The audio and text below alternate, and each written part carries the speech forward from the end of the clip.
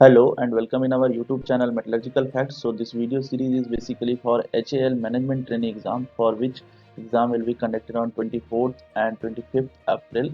Okay, so I hope you guys are preparing for this HAL management training exam 2021. So as per now there is no previous year papers available, so we can only guess that how will be the type of the questions for this paper. So as much as I have experience about other papers like Vizag RINL and other like SCL and many other examinations, so I can guess that how they may ask the questions for management training exams. Okay, so this practice series is basically for this doing the practice of metallurgical engineering questions only. So for non-core part you can do the practice by your own. Okay, so here in this video series we will do some new questions, some fresh questions, as well as some repetitive questions will be there. Okay, so don't worry about the repetitive questions, don't worry about those things. We'll try to include fresh questions as well as the this video series will progress. Okay, so now we will do the questions.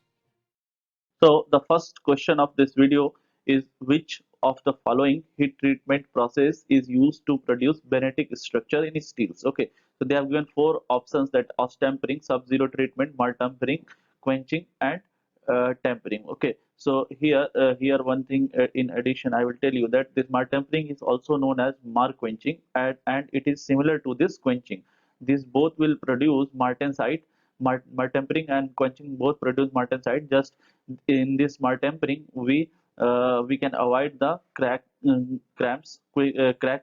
Okay, so that's why these are similar. Just we hold for some time in some temperature range in mud tempering processes. Okay, and the question is about to produce magnetic structure in steels, which heat treatment is used. Okay, so here the option is correct option is ostempering. Ostempering is used for producing benite. Okay, so ostempering is basically hardening treatment, which in which austenite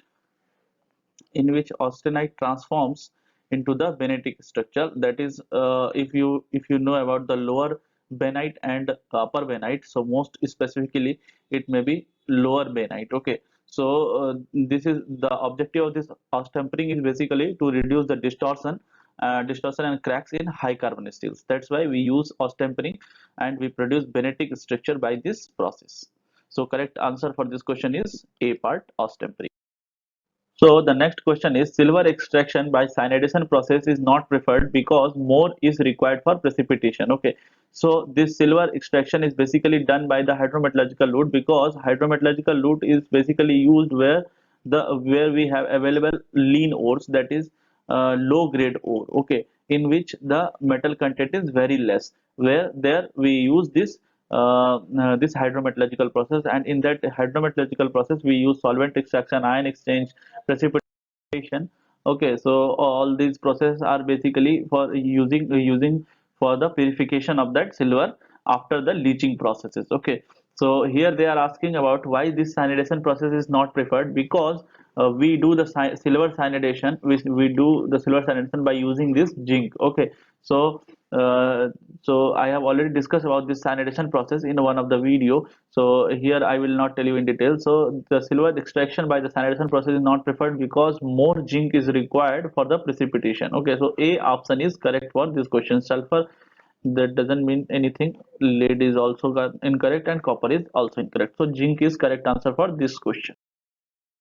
So this question is basically from GATE 2021, and more likely they may ask the questions from GATE 2021 and previous year gates also. Okay, so the question is, which one of the following elements alloyed with the iron is a ferrite stabilizer? Okay, so they are asking about the ferritic stabilizer or ferrite stabilizer. So here one rule is that most of the element having FCC element will be austenite stabilizers. Okay, so this is not applicable for all metals, but most of the time you will get that the metal which is having FCC crystal structure is austenite stabilizer, and having BCC crystal structure will have act as ferritic stabilizer. And there is a few exceptions, is that diamond cubic will also be a ferritic stabilizer like diamond cubic silicon.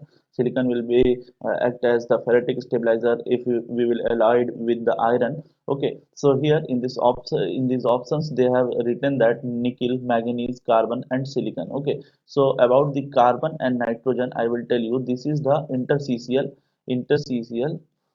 interstitial austenitic stabilizers. Okay, so this is also a exception case. Okay, so please remember these things. They may ask about the carbon and nitrogen, they may ask about the silicon also. So here nickel and manganese having FCC crystal structure, and carbon is interstitial austenitic stabilizer. So we can say that this silicon is correct answer for this question, because this silicon acts as the ferritic stabilizer when we alloy it with the iron. Okay, so D part is correct answer. Okay, so if you get stuck in the questions with your concept, so try to eliminate the options. By eliminating the options you may get the correct one. Okay, so here we did the same and we found the answer. Okay, so most of the concept related to this FCC and VCC stabilizers are related to this concept. Try to remember this concept and try to remember this carbon and nitrogen as that it acts as interstitial austenitic stabilizers.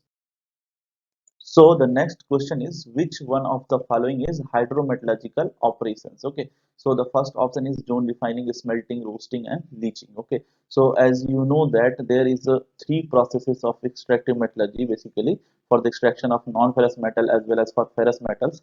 Okay. So that is pyrometallurgy. First one is pyrometallurgy. Next one is hydrometallurgy, and the other one is electrometallurgy. Okay, so we do not use these process individually. We can use individually, or we can use in combined process like hydro and electro, like pyro and hydro in combinations also, and in individual also.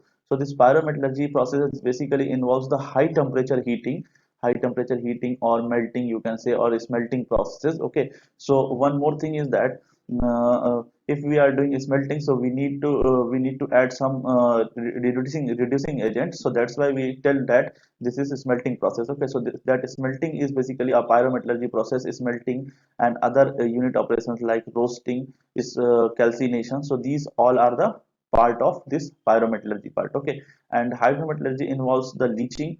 Leaching is the most important steps in hydrometallurgy, leaching of metal ions from the aqueous solution. And the other thing is that for purification. Okay, so purification consists of ion exchange process. Okay, ion exchange, solvent extraction, so these are basic processes. Cementation, so these are basically a part of hydrometallurgy. And electrometallurgy consists of electrowinning or electro-refining, as the name suggests. Okay, so here in this question they are asking for hydrometallurgy operation. So zone refining is not hydrometallurgy operation, so this is wrong option. Smelting and roasting is also not hydrometallurgy operation, because these all are pyrometallurgy is operation, and these involves high temperature heating. Okay, so the D part is correct here. So D, leaching, is correct answer for this question. This is easy question, and this is also from GATE 2021. Why I am picking from GATE 2021? Because they may repeat the questions from this GATE previous year papers. Okay, so that's why we are doing the practice of those questions. So the next question is, if the partial pressure of nitrogen increases 4 times during the steel making process, then the solubility of nitrogen in steel. Okay, so they are asking about the solubility of nitrogen. So this nitrogen is diatomic gases, and the solubility of diatomic gases in liquid steel may be represented through the Sievert's law. Okay, so you must have heard about this Sievert's law. I already did the videos on Sievert's law. You can go through our playlist and watch that videos. Okay, so X is equals to K under root of partial pressure of this gases, like whatever the diatomic gases we are using. So X N2 is equals to K under root of P N2. So this X N2 is basically uh, the the gases that are dissolved in that liquid steel. Okay, so here in this case they are asking that if the partial pressure of nitrogen increases 4 times, means suppose P N2 1 is equals to P1, and P and 2 is equals to 4P1. Okay, so we are increasing partial pressure 4 times. So they are asking for then the solubility of nitrogen in steel will be, so X1 is equals to x1 is equals to x, so x2 will be, that is, they are asking, okay, so you can consider x and 2 1, x and 2 2, okay, like that, and you can find the equations from here, two equations, and we will take the ratio of those equations and to find out these values, because k is constant, so that k will get cancelled, okay. So x1 by x2, just for making it simple, x1 by x2 is equals to under root of p1 by p2, okay, like that. So what is the x1 value we are having? X, and x2 we need to find, okay. So what is the p1 value we are having? P1 is p1 and p2 is 4 p1. This is our p2 and this is our p1, okay. So from here we will find x2. So x2 will be equals to x under root of 4, that will be equals to 2x.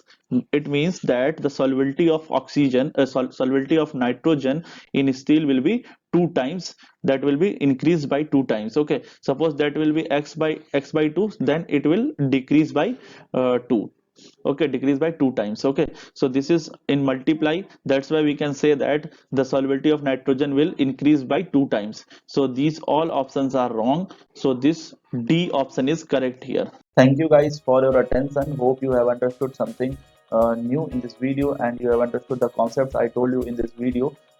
We will come with some more videos in this video series. Try to do the practice of mathematical questions with this practice series, and try to share these videos with your friends so that they may also practice the questions for the HAL management training exam. Thank you.